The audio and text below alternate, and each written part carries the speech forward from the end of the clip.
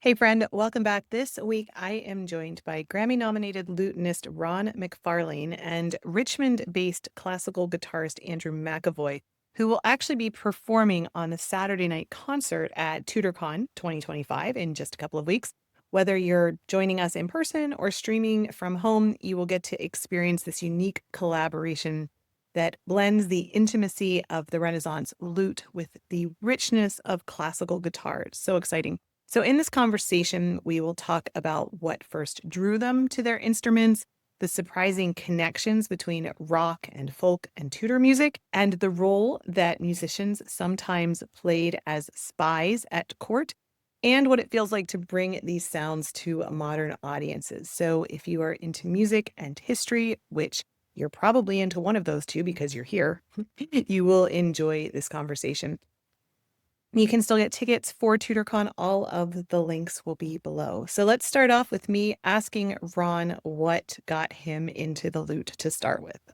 Well, I started out as a teenage guitar player, playing rock music on the guitar, and then got interested in playing classical guitar. Thought it would improve my rock playing. I think it did, but I really fell in love with classical music. Of the classical music that I played, and by the way, I went to a couple of conservatories for the guitar.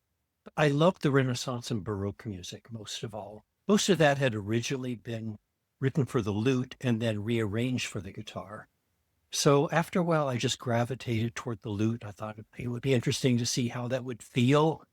And after playing both guitar and lute simultaneously for about 6 months, I finally gave in and just gave it all to the lute. That was in 1978, so it's been a while. And I've been playing lute ever since.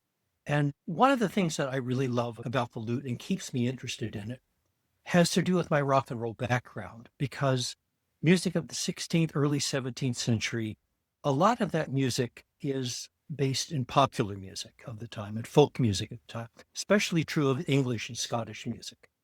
And the things that I learned to play in rock band, where you have like good rhythm, you have propulsion in the music, there's a directness in the expression, there's a chance for improvisation. All those things are present in 16th and early 17th century English music, music of the Tudors. And at the same time, it has the things that I love about classical music, which is the sophistication, the psychological complexity, the emotional maturity is there as well.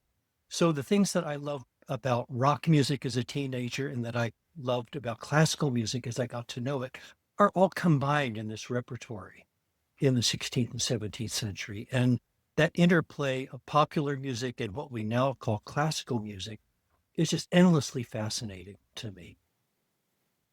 I love that. If people want to put these labels on things and say, oh, that's classical or that's, whatever. And it's all good music. And I laugh at, when you're in a high school chamber singer singing Now is the Month of Maying in your fancy bow tie and your little satin dress. And it's a song about making the hay, and it always makes me laugh.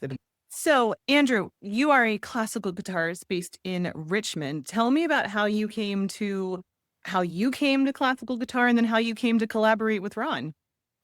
I think that is a I feel a resonance with what Ron said, of course, because I grew up listening to rock and pop music from my time and also from Ron's. I was, for a lot of the people that I grew up with, that they called that, you would say, I like classical music. And then, classic rock, that's Yeah. classic. But I had this guitar teacher, and he was a music archivist at the Smithsonian Institution. And he taught me classical guitar, and my folks figured that was the best way for me to start to learn music, was to study classical guitar. But at first, it was with the intention, again, to improve my rock playing. And those things happened. I did play in rock bands, but I kept on coming back to classical guitar over the years and decided to make a career of it in my late teens. And I actually came to Richmond, this city, which has been my home since I came to college, because I got to play with the orchestra here. And that was signed, sealed, and delivered. That was the moment when it was like, oh, there's this huge and complex world of wonderful musicians. And it's every bit as exciting as playing a rock concert to especially to collaborate with other musicians. So naturally, I chose a solo instrument, right? But that's why this project has been so meaningful for me, because it's a little more rare, I guess, the chance to collaborate with other musicians as a classical guitarist. And so I feel really, really lucky. But it took a while for me, I guess, to get up the courage to ask Ron if he wanted to play together. I met Ron in person for the first time. Well, I met Ron's music from my first guitar teacher, who I was talking about earlier. We were on our way to a performance, and he threw on a record of the Baltimore Consort and said, "Hey, listen to this." And I felt so immersed and just like fascinated by those sounds and the richness and complexity of the orchestration. I don't know, well, it's a consort, not an orchestra, but for me, it was about that deep. It had all these nuances and complex tone colors that just spoke to me. But the first time I got to meet Ron in person is kind of a fun story. Years had passed, and I was running a nonprofit in Richmond that was all about presenting classical music in unexpected situations and scenarios. So we had Ron and his band Earhart perform in a space that had formerly been a police stable, but it was made of stone and had a big stone courtyard, and it had been converted to a cidery, like a craft cidery. My job that day was to run sound, because we were going to pipe out. We had a very intimate sound for about 35 people inside of the tasting room. And then we piped out that music through some speakers to about 200 people in the courtyard.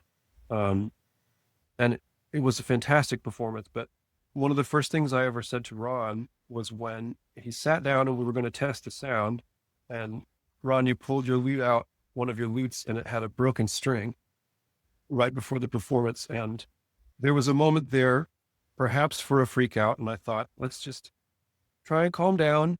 We're in the middle of sort of a transitional neighborhood here in Richmond. There's not a music store for miles. And so I said, I think we could find a stray cat around here if we tried. because of the gut strings, that would have been our only option in that neighborhood. Okay.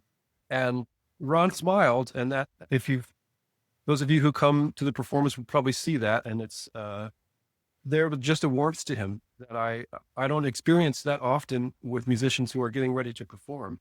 Just a warmth and a focus that I felt drawn to, and so I was really happy to present him a few more times over the years. Well, in addition to that warmth, of course, his amazing musicianship, and then a few years later, Ron's agent reached out to see if I had any opportunities, and I said, well, I do have a solo concert coming up. Would you like to split it? And we decided to do that and kind of meet in the middle with one piece that Ron had written for lute and guitar already. And that was the one I reached out to you about, Heather. It was just down the street from the last Tudorcon on a day when there wasn't anything else going on for Tudorcon guests, and you so graciously plugged that for us, and a few of your guests actually came to the concert, and so here we are now. The universe has brought us together. I love it. That's what special humans you are. I love that story. You're all filled with warmth and warm feelings for you. Anyway, thank you. Yeah.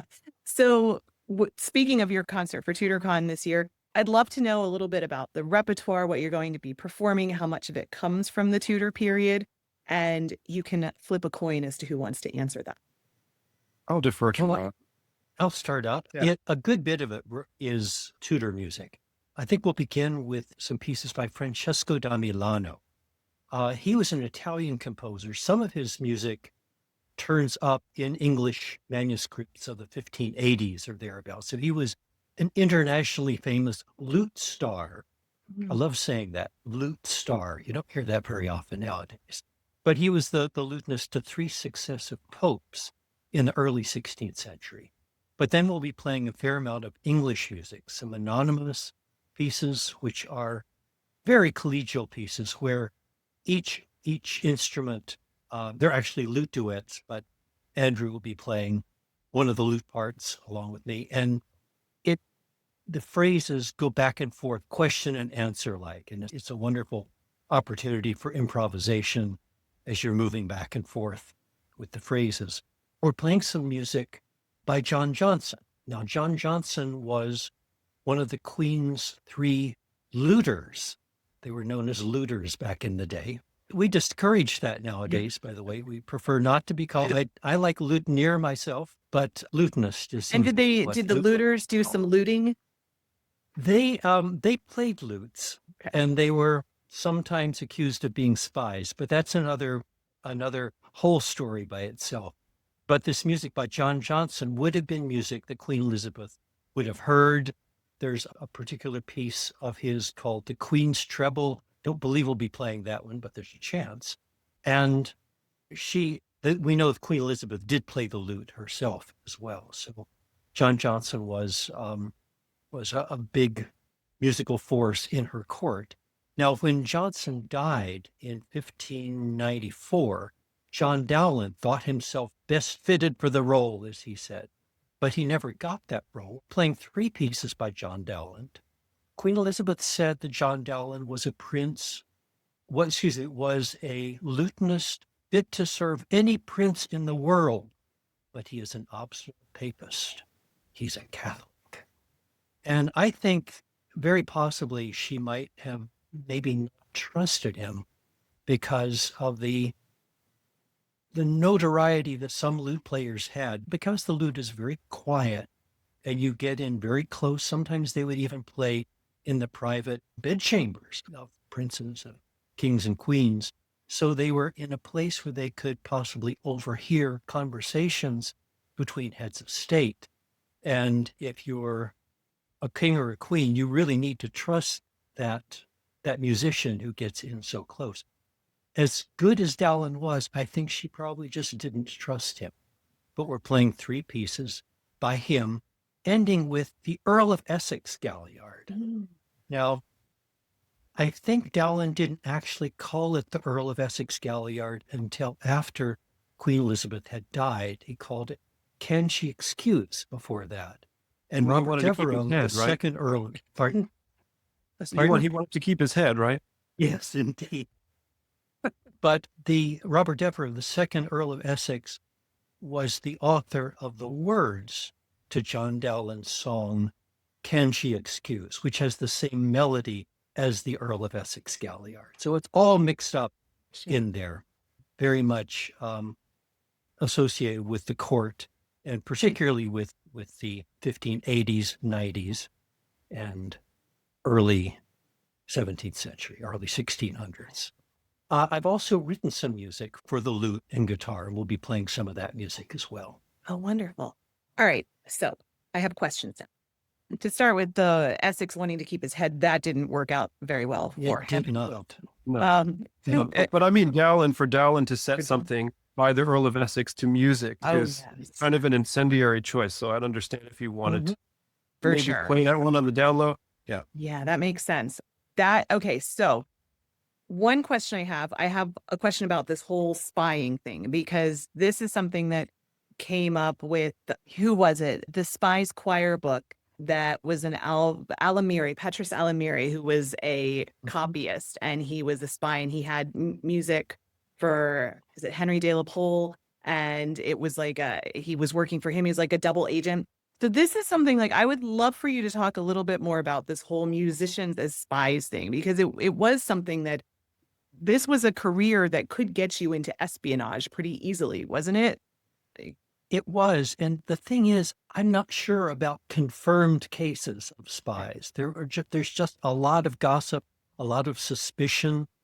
You probably know about the fate of David Rizzio, the personal secretary to Mary Queen of Scots, who was thought, was he the Pope's spy? Or was he the Queen's lover? And, there are all kinds of gossip that was going on at the time. Similarly, just any musician who can get in that close, well, gosh. Yeah. Are you going to trust them, or are you not? Queen Elizabeth, it's interesting that Queen Elizabeth seems to have been perfectly fine with William Byrd. That's what I was going to bring up. Faithful Catholic all his life. Yeah. What was the difference between it? Was it because Byrd wasn't as close then because he was singing the choir, or? She seemed to have loved his music and defended him a number of times when people were accusing him of just having the recusancy laws. Yeah. At any rate, she she got him off a couple of times. But it's also true that William Byrd wrote for choir, for viola da gamba consorts, and for keyboard instrument.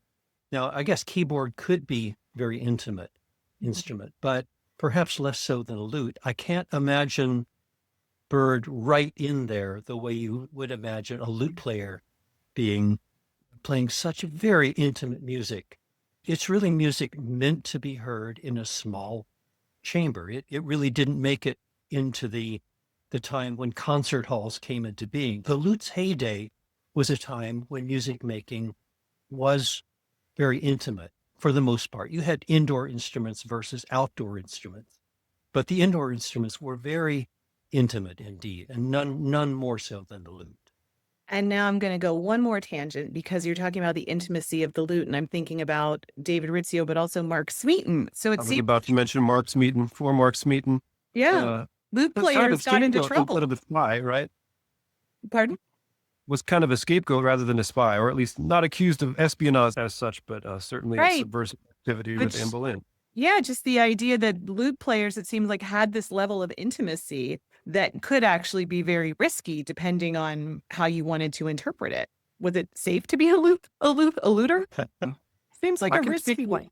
I have a modern think- perspective on this as some of my work, I'll call it sort of modern day court music, in that one of the agencies I work for has a security clearance so we can do political events up in DC. And so I'm playing background music to world leaders occasionally. So I can't tell you who they are, or we'd all be in big trouble. You'd have to kill me. But I don't know if that would be my particular end of the job, but yeah, the vibe for sure is very different at those kinds of jobs. You can't use the word vibe. You have to use the word sir a lot. But to be honest, there's an unspoken distance there. It's hard to judge your behavior because there's such limited contact with anybody important politically. But you're playing to them, and occasionally the spaces are smaller and you can hear the things they're saying.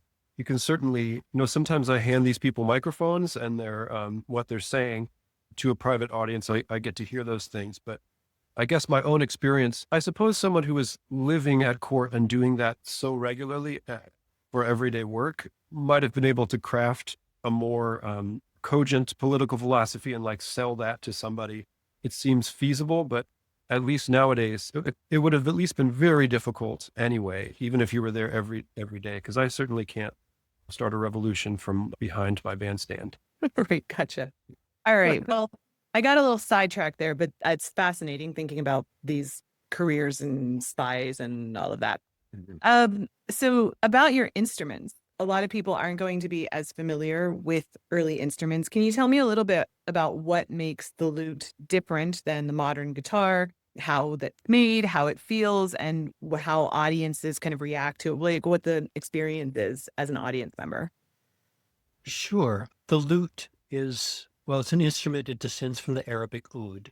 But physically, you have this rounded back, a pear-shaped body, a relatively short neck with a peg box that's bent back at nearly a right angle. One of the things that makes it different from the guitar is its very light construction and the fact that it's strung with double strings. Usually the first treble string is single, but all the rest are tuned in pairs. So you have unison pairs throughout the treble and mid-range, and then octave pairs of strings in the bass. And so it is similar to a modern 12-string guitar or a mandolin. So that doesn't make the lute louder. In fact, in some ways it makes it quieter because you can't play a pair of strings very loud before they begin rattling into one another. But folks in the 15th and 16th century seem to have loved the tone quality of pairs of strings because almost all of the plucked string instruments from that time are tuned with pairs of unison and octave strings together. I'm playing with my fingertips rather than my fingernails, which is one difference. One writer from the 16th century says, "Only the living flesh, not the dead fingernail, can impart the living spirit of the music," which means that some people must have been playing with their nails to have gotten on his nerves so much. But the overwhelming majority of lute players were playing with the fingertips rather than the fingernails. So that's another difference. It tends to be quieter than a modern guitar. and it has a different tone quality. I don't know if I can exactly, it has its own separate tone quality that has elements of harp, mandolin, banjo, guitar. It is sort of all of those things, and then something else besides. It just has its own very unique tone quality that I love very much. It's also, you could also manipulate the tone as you can on the guitar, although it has a different palette of sounds. Interesting. I'm So those are some of fascinated the, by that sound. Being around it is really, it feels more like a sort of a cloud rather than a stream of sound. I think that has to do with this physical phenomenon called sympathetic resonance, where when you have different strings that are vibrating at compatible pitches, like at mathematical ratios in the overtone series, it kind of, the resonance compounds. So it has, the guitar, I think, has, by virtue of having single strings and not double strings, it has a more, maybe a more immediate attack. I will say too that many modern classical guitarists, they use both the nail and the flesh. So you set your finger on the string, you make first contact with the flesh, and then you use the nail to define the sound, if you like, and the flesh to warm it up. But this, we do have a pretty special instrument, a special guitar anyway, that we're debuting at Tudorcon. And I like it as a way of playing Renaissance lute music. There's a very common way that classical guitarists do it, where they just, you stick a capo on the third fret of the guitar to mimic the lute tuning. But I've done something different. I'm using rectified nylon strings on, so these are not dissimilar to the way gut strings were made. It's actually separate strands that are pounded together rather than one continuous string. So the string material is a little bit more like a lute. But then also this particular instrument, it's special for me to be doing it in Richmond because this is one of the last concert guitars built in Richmond by a luthier named Thomas Rodriguez. And the lute is tuned to a G, and the modern guitar, its lowest string is an E, so it's lower pitched. And this guitar always had a really interesting sound to me, but once I put these new strings on it and tuned it up to a G, these overtone series, the overtones opened up. It had a kind of richness and additional sustain that, again, it's not all the way to a lute, but it's kind of halfway there by virtue of this top giving sympathetic resonance to the open tuning of the guitar, which is a G. That's fascinating. Tell me about how your impressions of how they interact with each other and how they complement each other, these two instruments that are very different but complementary. How do they like work together? Yeah, I have some notes on that. Sorry. And you're prepared. I wrote a lot of stuff. It's probably not going to make it in there, but yeah, I'm pretty stoked about this whole topic. So I think the instruments, they're not in the same family. Technically, they're different, but the way I think about it is that you can have a family friend that you call cousin, uncle, or brother, despite a lack of blood relation. And the lute and guitar are like that. Those family bonds, those de facto family bonds are real when life calls for them. It's a good time for that, for the lute and guitar. Like right now is time for that. Although there are some practical challenges, they make a friendship like that worth living, though. The two challenges for me are dynamics and timbre. And we've already sort of touched on these because lately, I think because of the demands of 20th century concert performance, luthiers have been trying to make the classical guitar sound as rich and as loud as possible. And that's often to keep up with orchestral instruments like the violin or even full orchestras. But even with a fully modern concert guitar, I still found myself pushing those guitars to their technical and dynamic limits in those settings. And it's different with Ronn because I'd only used the really softest and most subtle tones of the instrument for really short passages as a temporary effect in chamber music, or as a soloist, you can do that too, but it's, again, often a more temporary effect. And then also you're alone doing it. So but when I'm playing with Ronn, I feel like there's a total range of dynamics that is deeper. The louds are still loud, but we spend sort of more time deeper in the labyrinth, if you like. Well, actually, the metaphor I like to use is the difference between stage and film acting. So in a film, you can bat your eyelash or smirk a little bit, and that has meaning in the film, and that kind of thing would go unnoticed on the stage. And then also in a film, the louds are usually less frequent and they have a little more impact. So that's the dynamic challenge. And then There's a timbre challenge as well, which is that they have different colors. They have different tone colors. I've been talking a lot about overtones. I think the particular mix of harmonics or overtones in any given string, it defines its quality of sound, like nasal sounds or very rich, deep sounds. So the guitar, well, I think of it like painting with a partner with a broader, and each of us have a different palette with different colors in it. And we're painting something together.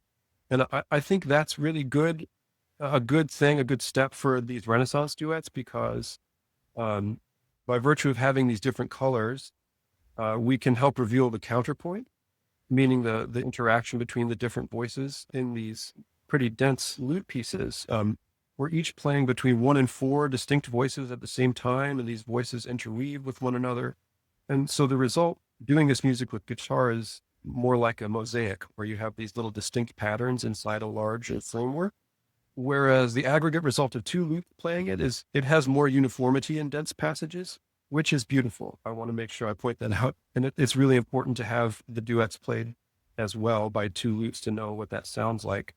And I think it also presents a challenge to me as a guitarist to make sure that when I'm adding these new tone colors to lute music, I'm making something vivid but not garish.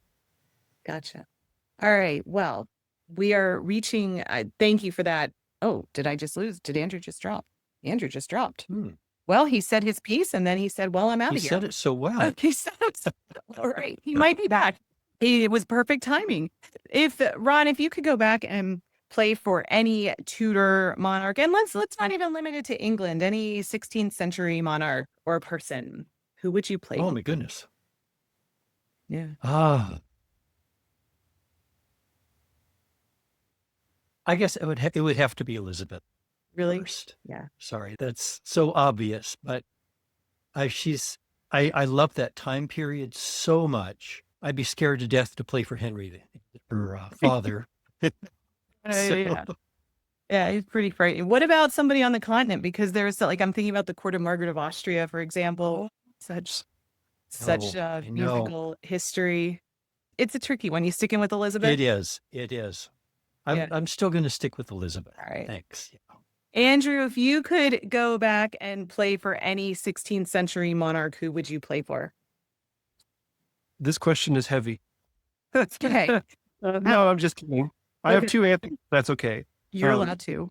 Okay. If you get to time travel once, you can time travel twice too. Thank you. It has to do with the amount of time I would have to spend there. If I had only 1 day, I would definitely want to sing in Thomas Tallis's Requiem for Queen Mary I, because I just want to know how that piece sounded. It had to be such an authentic emotional outpouring for such a great composer. That moment when a Catholic queen perished and was about to be succeeded by Elizabeth. And then I have to wonder about myself showing up at 6'3" with a guitar in the Renaissance, practically. So my first reaction to that question was like, oh, I'll go play Chuck Berry's Johnny B. Good for Henry VIII's high school prom. Right? Okay. And then hop in the magic car that's going to take you back. Right. Yeah. But you got to do right at midnight, hit the clock tower right at the perfect time. Exactly. I Great like Scott. All right. So for people who are discovering your work for the first time, I want to give you both a chance to plug your stuff. Obviously, Ron, you're all over Spotify and you're all, but where should people go to learn more about you? And then Andrew. You can check out my website, which is ronmcfarlane.com. And I also play with the Baltimore Consort and Earhart. You could check their websites as well. Okay. Andrew? Yes, I have a YouTube channel. It's just Andrew McEvoy, and also some albums on Spotify. And Ron is much more prolific than myself. I've been doing a lot of private concerts for my daughter lately, but there's more content coming as soon as possible. Well, Ron's had longer to be as prolific, so. I was just about to say, I've been around for a while, so I've had more time at it. It's a great honor. I don't know. I don't want to miss the chance to talk about your music. It was only briefly mentioned that Ron's music is on the program too. We've been talking about all these modern tools, including your wonderful podcast, Heather, that creates so much interest. That's really integral to how these art forms survive. But for me personally, the best modern tool a person can have for getting excited about the Renaissance lute is Ron's music. It's really just beautiful, and there's a clarity of voice that really inspired me. for many years before we got to play together. This is a really like a watershed moment for me as an artist. Just really grateful to both of you. Oh gosh, gonna tear up. I'm very, very excited to meet you both and to have this concert. It's gonna be so, so special. Final question, what do you hope that each audience member leaves with after they see your concert? I hope it's an uplifting experience. More than anything, I think music is there to help people be in a place in their spirits to become their best selves. So Yeah. I just hope it's uplifting. I want it to be historically interesting and all that, exciting. But in the Renaissance, they thought of music as something that was a spiritual force. And I believe that quite seriously. So that's, in my opinion, the purpose of music. And that's what I hope for the audience. That's wonderful. Andrew, do you want to add anything in there? I feel quite the same. Music is an act of spirit, and being physically in the presence of this, the spirit of this music, it immerses you like no other experience. So I think first of all, if there are any guitarists in there, I hope that you tune your guitar up to a G and read some lute tablature. It's a totally different pneumatic system and it activates different part of your brain. So please try it if you're a guitarist. This stuff has lit up the night for me. And it's really a way of physically immersing myself in Tudor history with the guitar. But secondly, I hope that if people love music and history, that time will stop for them and expand for them briefly, and they can feel the hopes and dreams of another time more palpably in ways that you really can't even describe with words. And then, of course, after that, we'll all keep trying to say what this music means to us. That's so wonderful. What a wonderful way to end the conversation. There's nothing more to say after that. So thank you both so much. I'm Thank you for having thrilled that us. this is coming together. Yeah. Yeah. Thanks for taking the time to talk. And I guess we will end it. I could keep talking to you forever, but I said it would be about half an hour. We've gone over. So thank you for your time. Thank you for your generosity of your time. And thank you for coming to Tudorcon. And thank you for sharing your music with us. That's a pleasure. Look forward to meeting you in person at Me too. Tudorcon. Me too. All right. Anything- You guys have an amazing weekend.